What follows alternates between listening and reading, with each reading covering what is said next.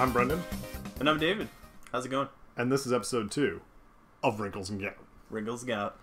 The old adventurers. So, Wrinkles may or may not have had a database stroke. We finally figured out how to move my file to your PS4. Yes. And it may have killed Wrinkles in the process. But, good news, everyone. He's been revived from the dead. He might have some new stuff, but he's back. He's basically the same thing. Now, this affords us a lot of advantages. But before we get into that, let's sort of introduce the segment you're watching. If this is your first adventure with Wrinkles and Gout. Wrinkles and Gout is David and I's Let's Play series about Diablo, where two old men go on an adventure to stop Diablo from taking over the world. The Lord of Terror will die at our hands. Yes, our ancient hands. Palsy hands. Yep. Our featured heroes here are Gout, the Barbarian, and Wrinkles, the Witch Doctor. Yeah, he's ferocious. He's also not wearing clothes still. No. I still haven't found him clothes. I mean, to be fair, I'm only semi-clothed. You're more clothed than I am. Some changes we've decided to make. So, David, yeah, you were able to get your cloud-based save to load in. We finally figured out how to do that without being chumps. And since the last time we played, I have since killed Mathal. You have? I have. Yeah, I've so finished now the game. That also gives you access to adventure mode. Which is my mode forever. Yeah. Now, something I'd like to get into right here at the beginning, just mechanics-wise before we're playing, is that Diablo features the Paragon leveling system. And if you guys don't know anything about it, basically once you've beaten the game once and your characters hit the max level in the game, which I think is 75? 70? 70? Okay. 70. Once you hit the max level, you actually can keep leveling into this kind of excess attribute system that they have. But the really cool thing about it is those levels carry over all your characters now. So even when you're playing on alts, you get to access your Paragon levels. So what I can do here is go into Gout, and I can spend the Paragon levels on him that I've earned on my Crusader. Yep. So I can give him extra vitality. Which is super helpful when you're creating new characters, just because they're not quite as fragile as usual. Yeah. I think we're going to... Yeah, I always take critical hit damage. Hit damage here. That's most For a while I was doing cooldown reduction, but it doesn't really make any difference. No, you need a lot of cooldown reduction for it to really go up through the top. Like life on hit. Yeah, pretty much we have the same thing. Except for you're taking resist all and I'm regenerating life. Because resist all might help those with more armor. Witch Doctor, not one Yeah, of mostly you those. just want to stay out of the fight. I think the Paragon leveling thing was really rad. I remember when they added it on PC. I really liked that there as a feature. Obviously, the fact that it carried over in Ultimate Evil Edition is awesome. Yeah. But the other cool thing you unlock is Adventure Mode, which is basically like a free play mode of procedurally based dungeons that you can do once you've beaten the game, and that's what we're kind of in. So you can go to the various hubs in the game world. So in this case, we're in Tristram or Act 1. And it pops up all the locations you can go to, and you can see that some of them have little icons next to them telling you it's there. So, like, the Fields of Misery has a little key. I believe that means it has a Nephilim keystone. Yep.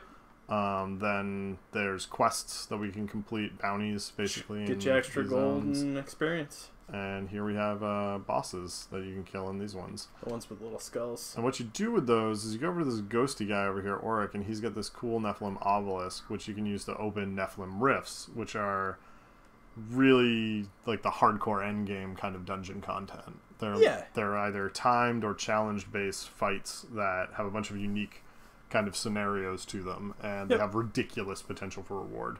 And there's a lot of treasure. Yeah. a lot my favorite of treasure. part. We've been having a lot of fun actually pairing my Crusader that I've been playing forever with your main. Yeah, my main Witch Doctor. Yeah, but for some strange reason I named Rogar. I don't know why. Why not? It's It's my basically standard. Dragon Man. But with all that said, let's get back to the real adventure here that people have been waiting for, which is Wrinkles and Gout's quest. Let's go to the old ruins. Go to the old ruins. That makes sense. Yeah. We're entering a damp cellar. Wait, isn't that the Enter the damp cellar. the weird cellar that Adria's in? Is that where she is? I don't know. I can't remember. I gotta remember what buttons do what on this guy.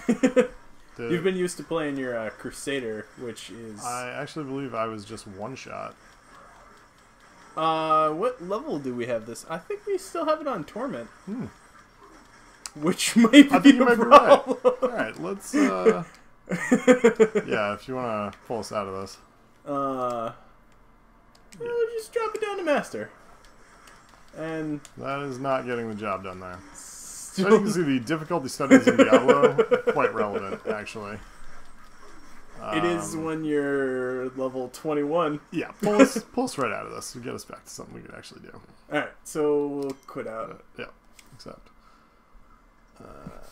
Go back to the main screen and drop into the campaign, you think? No, we'll do adventure mode. But just set the difficulty to something manageable.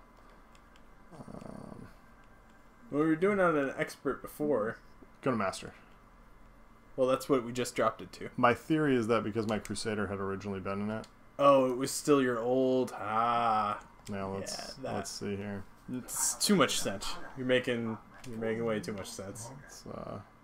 Well, new bounties. New bounties. That's good. Alright, let's see if... Let's see if we can actually kill something. Because otherwise, it's just going to be two old men wandering in the woods. Well, they seem to be taking damage. Not easily, but there we go. La la la la la la. Don't mind me. Yes. I'm just gonna work my way around the enemies. So, Wrinkles and Gout. I don't know why I go into the cave. We need to free villagers. Speaking of which, you play this a lot differently than I do. Oh no. When I play adventure mode, I literally adventure until I can't anymore. Well, that's not taking you long. Hey man, Wrinkles is tired.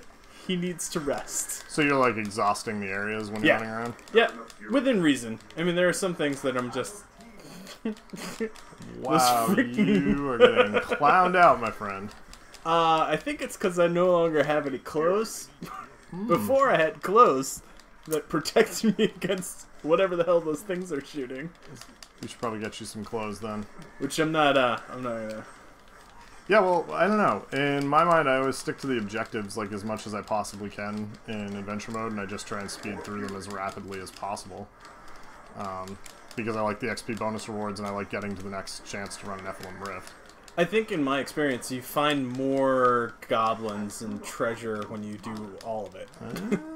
So, like, I found, the other day, I found a Volt Goblin, which is one of the new ones. And he brings you to my favorite room in Diablo ever. What's that? Literally just piles of gold.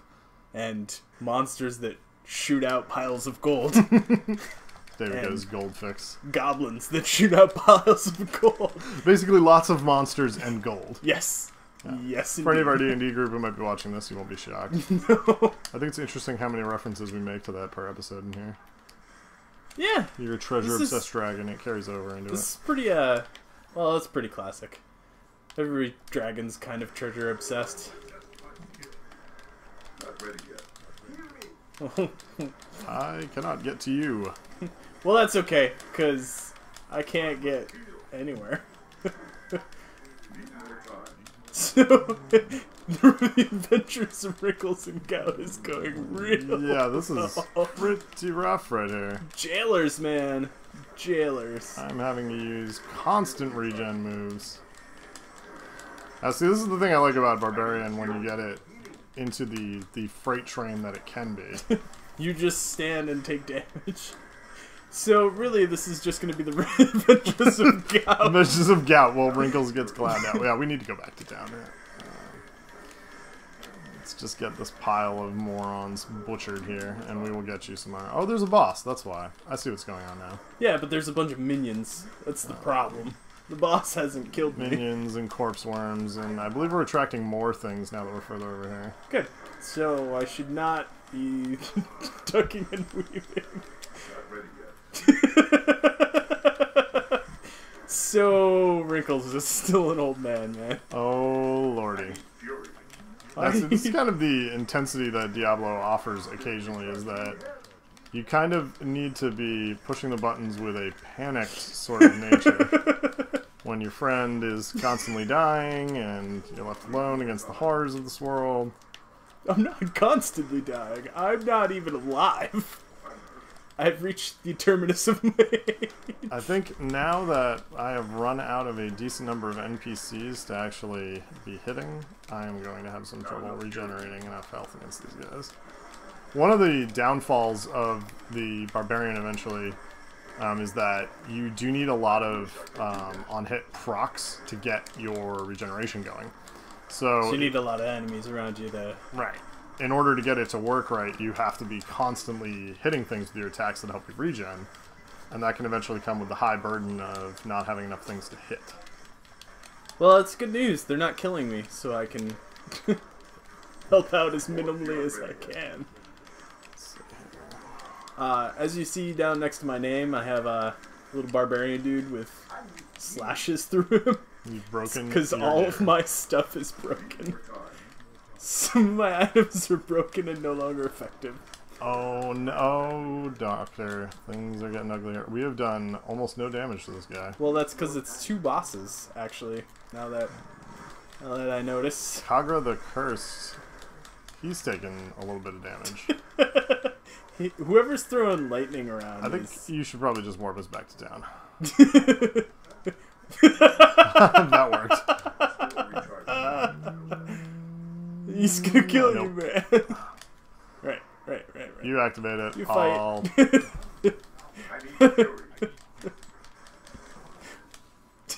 Woo!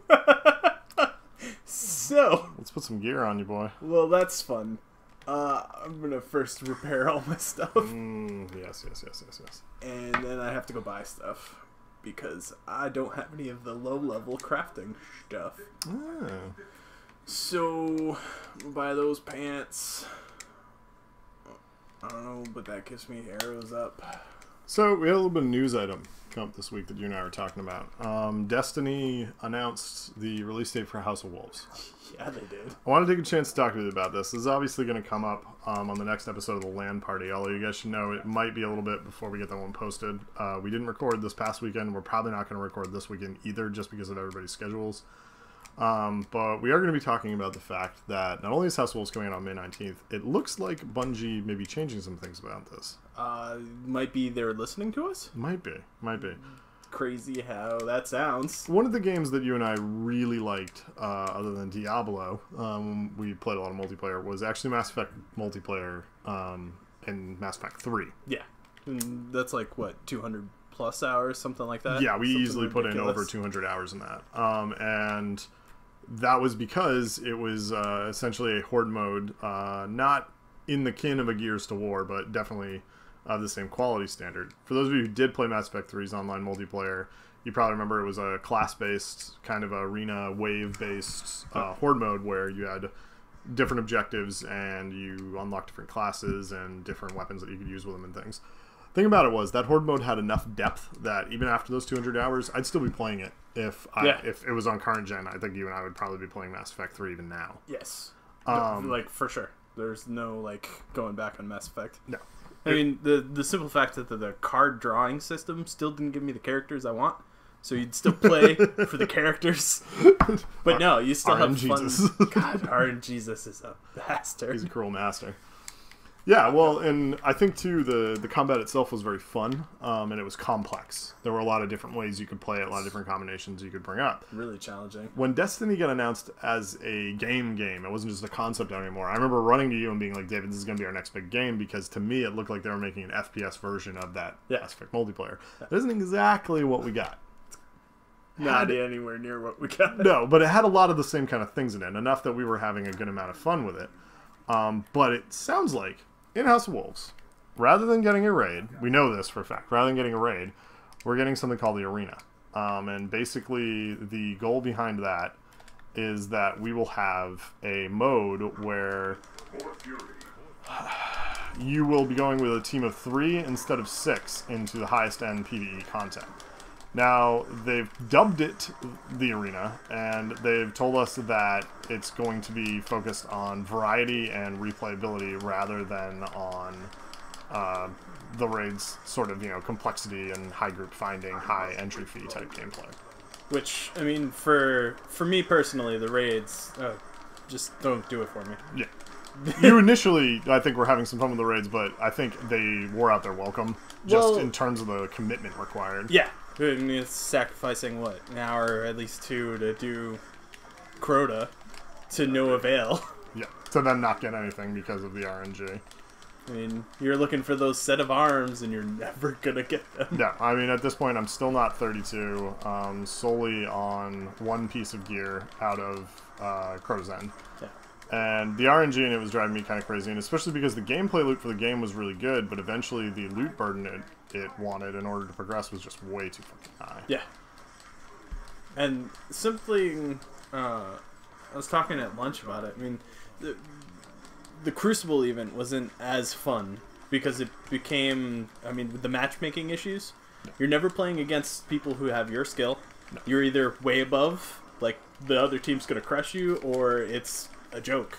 Yeah. And it's, for me, that's not fun. Oh, he is healing them. We have got a problem here. Who's healing who? The Templar enemy we were fighting is healing his friends here. Man, these guys are nuts. Yeah, they're taking a lot of damage. But they're going down. Well, the problem is you just get a bunch of health back. Yeah, but I think that was the thing too, is that I like got it. Oh, shit, you just got it back. It definitely like got to that same point with me where I was like, well, you know, there's no ladder for me to climb here. I'm getting a lot of uneven, not fun matches in the Crucible, and it's essentially just another loot grind in addition to the raid that's less rewarding because it didn't even have equivalently powerful gear. No, I mean, stuff you get from the Crucible is kind of a joke. But at the same time, with House of Wolves dropping, to have an arena that might even... I'd take might even resemble something Mass Effect-y. Yeah, I that think I'm in. at least in its description, it's sounding like it could be like that. So you bought the season pass, right? I did. So I already own it. When it drops, I'll have it, and I'm excited. I'm tentatively excited about it. I think this could be the thing that's really bringing me back into Destiny. I logged in this week to see where my gear was at and make sure my character was all set for it. I don't know how much I'm going to be playing because I'm still very much into Bloodborne. Yeah, the Bloodborne beast has taken a hold of you. Yes, very much so. And I think you and I are probably going to be spending our LAN party multiplayer type time playing Diablo because we've gotten back into this pretty hard. Yeah, I mean, this is just shit tons of fun. Yeah, but I'm excited for it. I think it could bring Destiny back. I'm going to be interested to talk with Mike and Andrew and James and see how they're feeling about it because this is my worry. House of Wolves, when they announced it, sounded like it was just going to be more of the same. We were getting another raid, another loot progression, similar to what we already had with Vaulted Glass. Which, in honesty, I didn't buy the season pass. I wouldn't have bought it. Yeah. I would have skipped it. There were a lot of people in your boat. I know talking with Wade at work about it, he was not necessarily interested in getting on board for another raid because it wasn't even something he really enjoyed or got much out of. And I think that was the key problem with the raids as they were very low accessibility.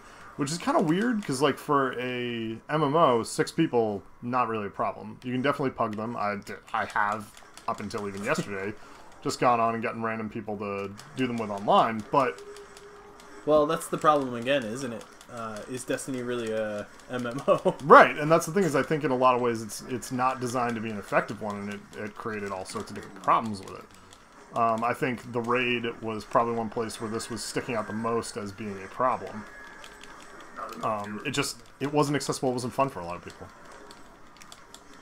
I think that's part of why we burned out on it so much and started moving on to playing other games. That and a lot of really good titles came out. Yeah. And it was just really hard to sit there and keep playing the same grindy mess over and over again when you had... Speaking of which, when House of Wolves drops, the week before Witcher 3 drops. Yeah, and that's gonna play some havoc on it because I'm very excited about The Witcher. I'm super excited. Now, you played The Witcher 2, right? I played all of them.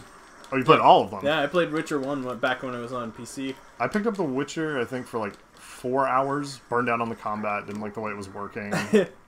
It's a weird combat system. I mean, because I liked Witcher 2 because they had the potion toxicity. So instead of like Skyrim, where you go, oh, I'm damaged, let's eat 17 meals, and then, oh, I'm back.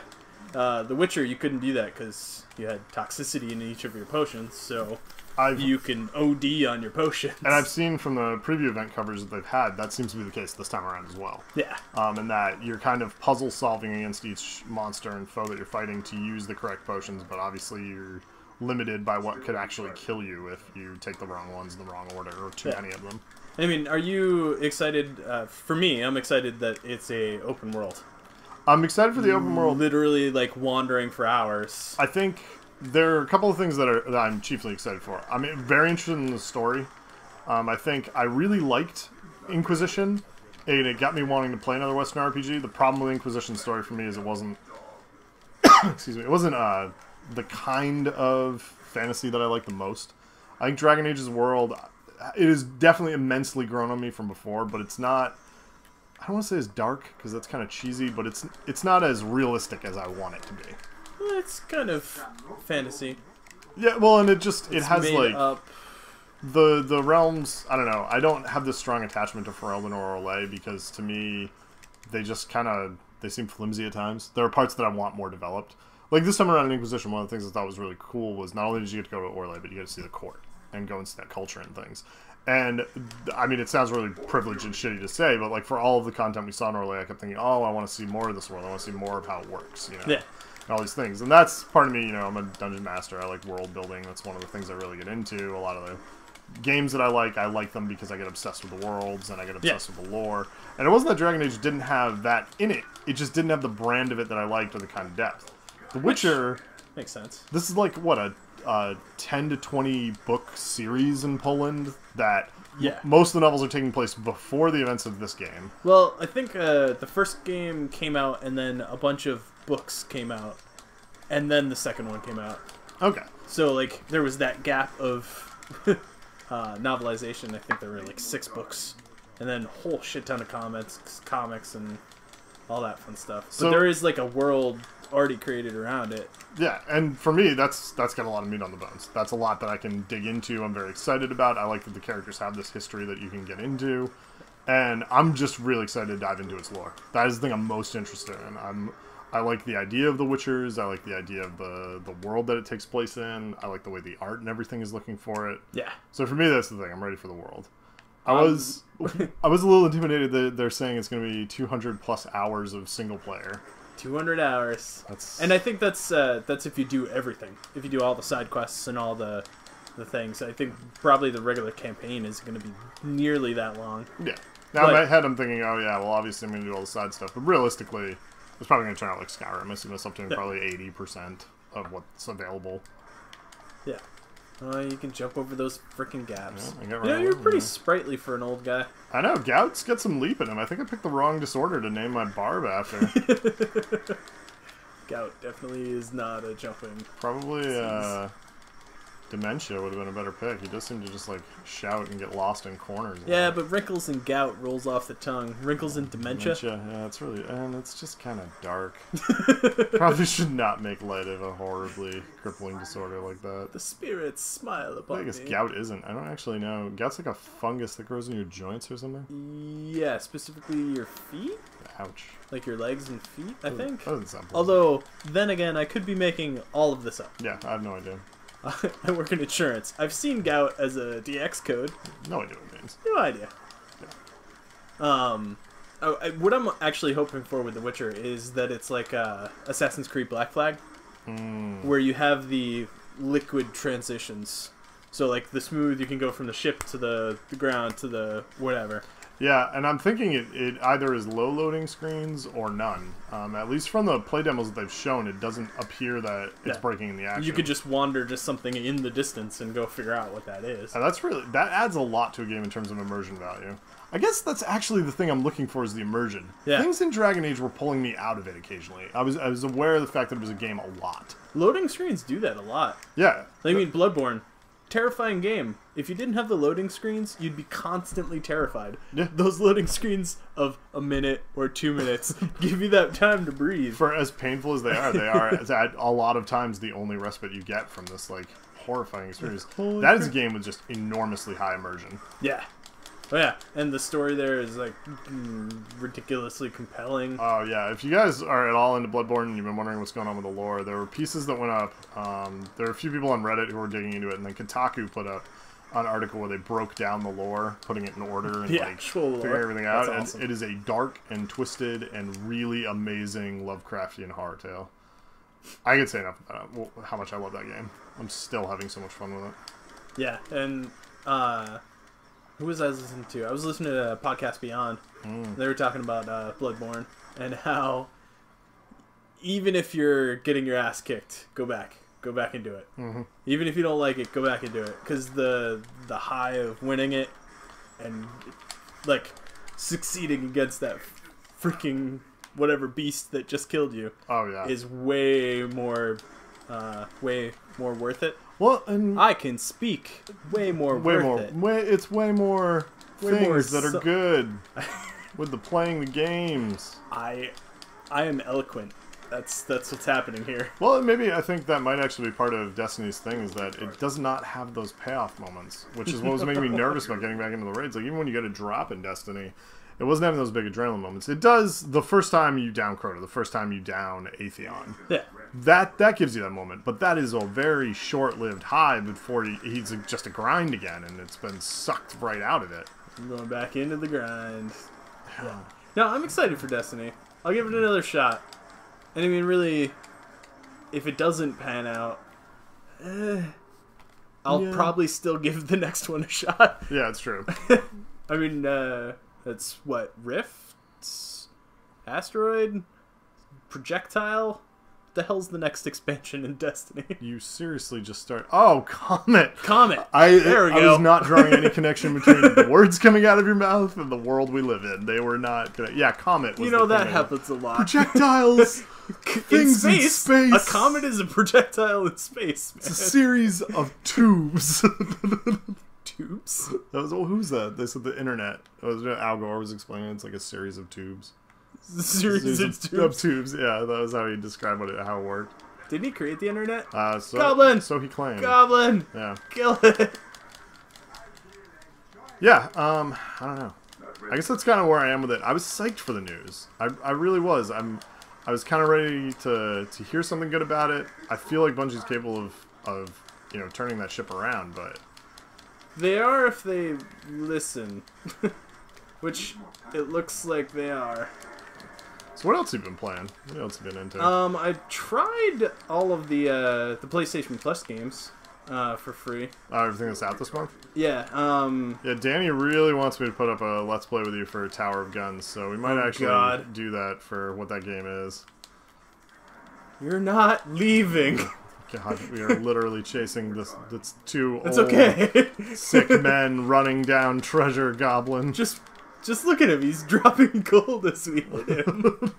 It's my favorite thing ever. You're like a shark who sees blood in the water. There's just nothing else. Yes! Oh, we got a legendary. You see that? I believe I got it, and it Why was did labeled you get a Voodoo Voodoo Mask. Mask? So that was maybe a little error on the game's part there. Well, we'll figure that out after we go back and kill all these things. We did get the mission done for this area, though, didn't we? Yeah. Alright, so we'll take these guys down. We'll go back to town. We're playing at my style. So you're checking out the Plus content this month? Yeah, and now I'm drawing a blank. You're Never Alone? Never Alone. Never Alone? Never Alone. That's the Eskimo game. Yeah, and it's actually really good. It's kind of mechanically challenging because the animations don't always knock up. So like when you jump on a ledge, it'll just throw you off the edge after. Yeah, is it a pure platformer or a platform puzzler? Platform puzzler. Okay. You are an Eskimo girl with your spirit wolf buddy, and essentially you get lost in the blizzards and try to find your way back. Okay. And things happen. And it's cool because it gives you a bunch of stories and like they did an interview documentary series kind of thing. So like when you find pieces of lore in the world, it's little owls. And what it does is it pops up a video. You watch like actual Eskimo people talking about Eskimo culture. So like Scrimshaw, they do like hunting. The November is always dark because there's no sun. It's just it's really kind of like Valiant Hearts, where it's that informative, really neat. You get a little education with your game. Yeah, and it's fun. And it's just a cute game overall, actually. Yeah, the art looks cool. I liked the art style of it. I liked the kind of hybrid between some kind of painting type work and this kind of icy sort of feel to it. I liked it. They look cool. I wanted to check it out. Being stuck in Alaska is pretty cool. Well, that probably ties up our first day of adventures and rambling news with Wrinkles in Gout and adventure mode. which essentially just got our asses kicked a lot. Yeah, you watched us mess around with some settings and get beat up, but we did eventually save some villagers today. We did. Yeah. We did. It was a successful day for the Old Man Adventurers. Successful. Because we saved 3. Come back here onto YouTube. We're going to be continuing the adventure, hopefully below in a playlist that you're now binge watching. Thanks for coming around. Binge watching both of them. I'd binge watch Wrinkles and Gout. Sayonara. Yeah, that's a good sign off. That's a good sign. I like it.